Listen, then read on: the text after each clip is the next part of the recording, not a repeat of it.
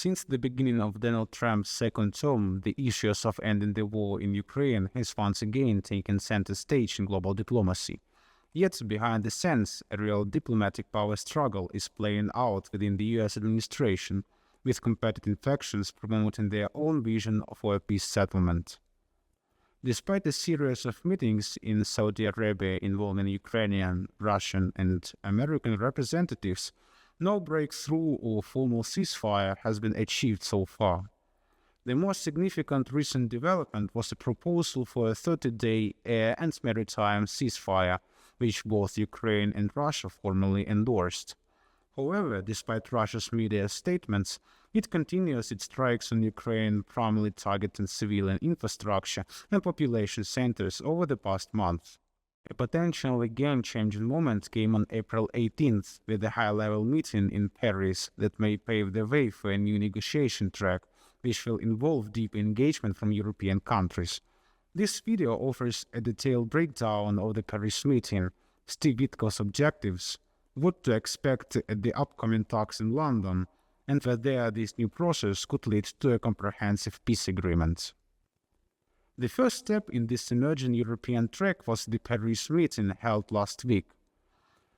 It brought together US Secretary of State Marco Rubio, Special Envoy Steve Witkoff and Keith Kellogg, a Ukrainian delegation, and representatives from France, Germany, and the United Kingdom. Importantly, this was not a spontaneous event because each delegation arrived with clear strategic goals. Steve Witkoff traveled to Europe with the intent to push his own back channel initiative, which aims to present the European powers with Russian preferred negotiation terms.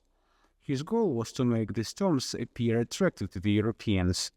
Rubio played a crucial role by personally vouching for Witkoff, helping to ensure he would be taken serious in the talks.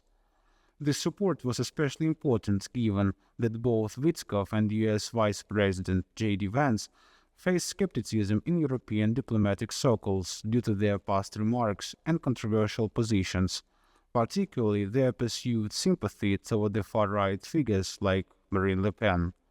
In contrast, Rubio and Kellogg maintained more stable, professional ties with European counterparts. Shortly after, Rubio issued a striking statement suggesting that the US could withdraw from the negotiation process altogether if neither side was really committed to peace. While diplomatically framed, this message was clearly aimed at Moscow, a signal of growing frustration within the US administration over Russia's stalling tactics.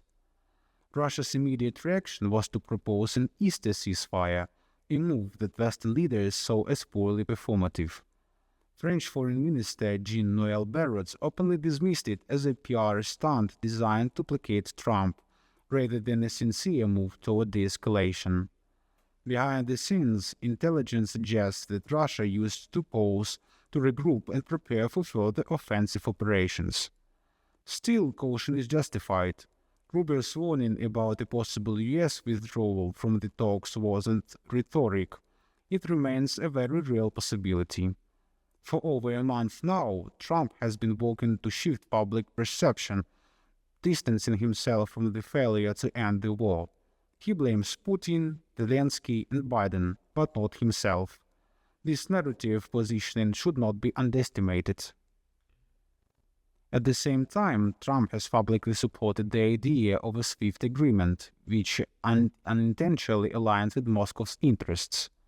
His primary goal is speed, not substance. What he seeks is quick, symbolic victory he can claim as his own. From Trump's point of view, the Russia-Ukraine war isn't primarily a global threat. That title belongs to China. In this context, it's crucial to understand that Trump not as traditional statesman, but as someone still operating in the logic of the former reality TV show, The Apprentice. In that world, he issues orders, takes credits for wins, and assigns blame for failures. He avoids depth, delegates responsibility, and relies on his inner circle to brief him on key issues, often selectively. Looking ahead, the next high-level meeting is scheduled for this Friday in London, with the same participating countries. This session is expected to produce a draft for the potential Ukraine and Russia agreements. However, much remains uncertain. Will the document be binding? Will be recognized by all parties? What is likely is that a working draft, perhaps a hybrid of Trump's proposed peace plan and the vision of the EU and Ukraine, will be formulated and eventually passed to Vladimir Putin for review. This could become either the foundational basis of the future deal or just another placeholder in a long and complex diplomatic game. It's already known that Steve Witkoff plans to visit Russia again in the nearest future.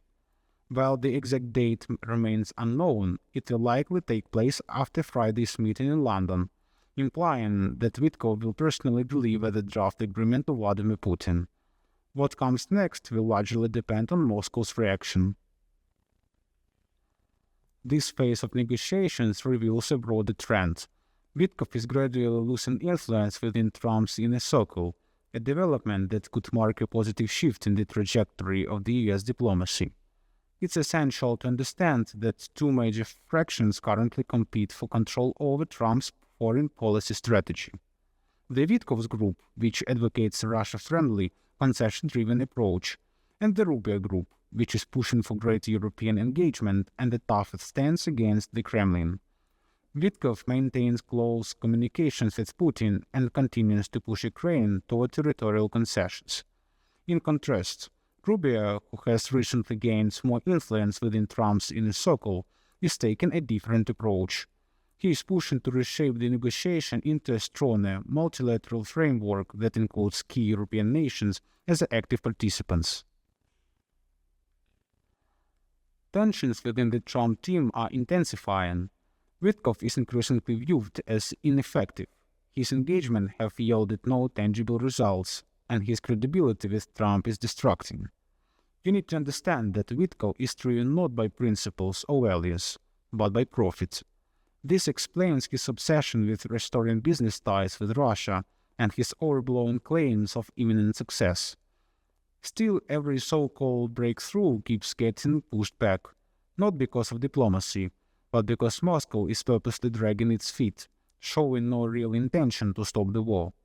As a result, Trump is facing criticism from all sides, and Witkoff's influence continues to wane. Witkoff's weakness stems from his lack of understanding of international affairs and governance system. He views foreign policy as a transactional business operation, applying simplistic market logic for a field where statecraft is required. That mindset has failed him. Meanwhile, Rubio's faction is actively gaining ground. A key sign of this was the recent dismissal of Peter Morocco, a MAGA-aligned Republican appointed to lead U.S. aid. Morocco was assigned to lead an investigation into U.S. aid flows. This move was driven by the group of Witkoff, J.D. Vance, and Elon Musk. Rubio is betting on Witkoff's failure, and recent developments suggest that bets may soon pay off. It's now clear that Europe is becoming a formal part of the negotiation process, which is a positive signal in itself. All parties are currently preparing for upcoming meeting in London, where a formal draft of peace agreement between Ukraine and Russia is expected to be developed. The outcome of that meeting could shape the next stage of this conflict. However, there are several risks that could derail or significantly delay this process. First is that Russia remains uninterested in the ending the war unless on its own terms. The Kremlin still believes it can achieve victory on the battlefield. Yet those hopes are increasingly detached from reality. With falling oil revenues and a widening budget deficit, Russia is under financial pressure, but still refuses to negotiate unless the terms favor Moscow. Also important to know what Russian interests will be included in the London draft. In order to keep Moscow at the table, the proposed agreements may include incentives, but if they are too weak, Russia will deny them. The third question is how substantial will the draft document actually be? Without direct Russian involvement, the best-case scenario may be a working draft, not a finalized agreement. The next one is how much longer will Russia be able to play with Trump and delay the process. And the last one, can Trump walk away from the process if it proves fruitless? Russia's public messaging is clearly aimed at buying time, a tactic that is reportedly already creating frustration within the Trump's administration. For Ukraine and its European allies, this current moment represents both an opportunity and a threat. On the one hand, Europe's deeper involvement offers a chance to more actively advocate for Ukrainians' interests. On the other hand, any concessions offered to the Kremlin as a part of these talks could have far-reaching consequences for Ukrainians' future. The key question now is how effectively will Ukraine defend its national interests, and how much influence will Rubio's faction retain in shaping the US approach. So far, they have pushed for a firmer stance toward Moscow, whether the continuous remains to be seen. Let me know your thoughts in the comments. I'll be closely following the developments and will break it all down to you in an upcoming video. Thanks for watching.